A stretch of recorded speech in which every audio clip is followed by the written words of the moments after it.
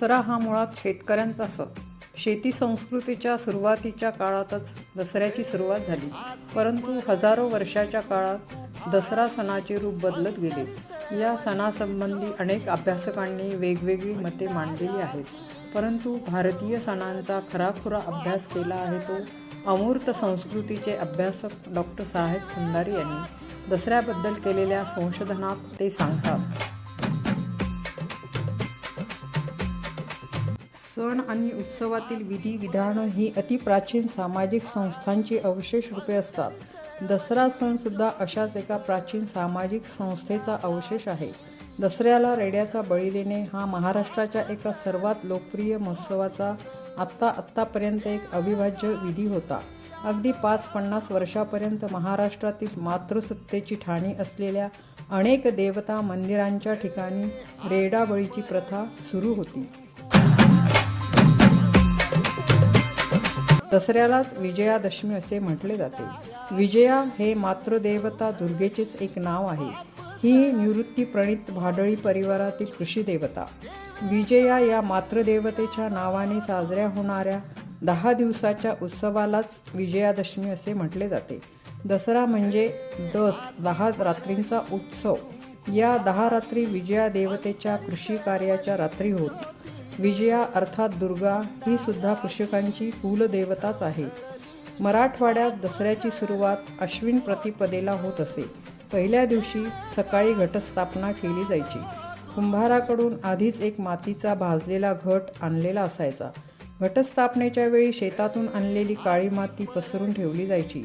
त्यावर घट मांडला जायचा. त्या घटात पाणी भरून घटाच्या आजूबाजूच्या मातीत गव्हाचे बी फोकले जायचे. फोकणे म्हणजे फेकणे हा पेरणीचा जुना पर्याय होय. मोगडा, तिफण अशा अवजारांच्या आविष्काराआधी शेतात बी फोकण्याची प्रणाली अवलंबिली जात असे. त्या घटाची पूजा केली जायची. उपलब्ध फुलापानांची एक माळ करून घटावर बांधली जायची. घटातले पाणी झिरपून सभोवतालच्या मातीत ओल निर्माण व्हायची. कुणबीन प्रत्येक दिवशी घटावरची माळ बदलत असे. त्यालाच पहिली माळ, दुसरी माळ असे 9 माळेपर्यंत मोजले जात असे. दररोज घटातले पाणी संपत असल्यामुळे रोज त्यात नव्याने पाणी भरले जायचे. पहिल्या दिवसापासूनच कणकेचा एक मोठा 10 दिवसांसाठी पेटता दिवा ठेवला जायचा. ह्या 9 दिवसाच्या 9 माळा घालणाऱ्या कुणबी स्त्रिया उपवास करायच्या. सकाळीच गावातली मांगीण, भाडळीची प्रतिनिधी आणि कृषकांची पुरोहित म्हणून अंगणात यायची.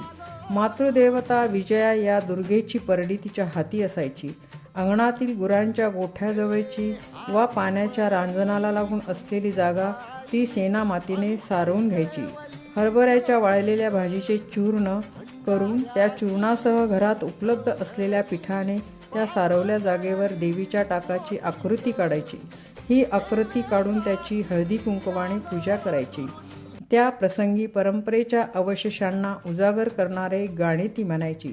ते गाणे असे: आळई तुळजा बळई तुळजा देवीच्या भगती गोंधळ घालिती 9 दिसाच्या नवराती आई बसली नवरती कुणबी राजे मिळून धानाचे तुरले ती शिवलग्नाला जाती मानाचे तुरेले ती बाईचं लगन एसीवरती तिला परतून आणती धनधान्याची बरकत तिच्या मागून येती.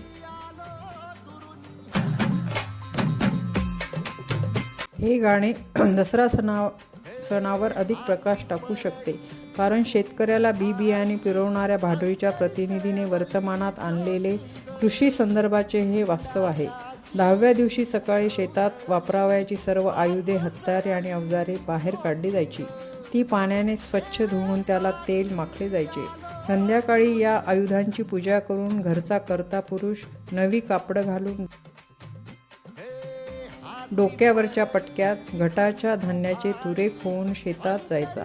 सौंदड किंवा खैर जातीच्या लाकडाची मोठी मेढ तोडून आणायचा. या मेढीची पूजा केली जायची. शेतातल्या पिकांचे 5-5 डहाळे तोडून आणून गावदेवतेला, कुलदेवतेला आणि घरातील देव्हाऱ्यातील देवतांना वाहिले जायचे.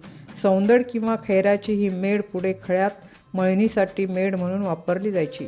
9 दिवस मांडलेला घट 10व्या दिवशी विसर्जित केला जायचा. गहू उगवलेली माती एका टोपलीत भरून शेतात नेली जायची व शेतीतल्या मातीत मिसळून टाकली जायची. नारळ फोडून त्याची शिरणी वाटली जायची.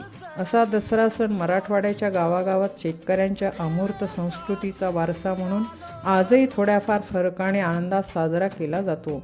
म्हणूनच दसऱ्याचे महत्त्व जात्यावरच्या ओव्यांमधून गाताना स्त्रिया म्हणतात: बाई नवरातीचे उपास केली दसऱ्याला सोडवना, नवमाळीच जतना भाडुळी बाई तुझ्या. अग भाडुळी तू बाई अस पत्तर तू भर, मया वावरान जाई घेऊन जरीचा पदर. नवरातीची दुर्गा माय अशी बसली घटाला, देली बरकत शेताला, घर धन्याच्या ताटाला. नवरोजीच्या नवमाळा 10 दिवसाचे 10 भोग, दूर पळतील रोग, शेता मह्या शिवाराचे. नवरोजीचा घट 10व्या दिवशी शेती नेला, धानाचा तुरालेला बाळ शिलंगणाला गेला.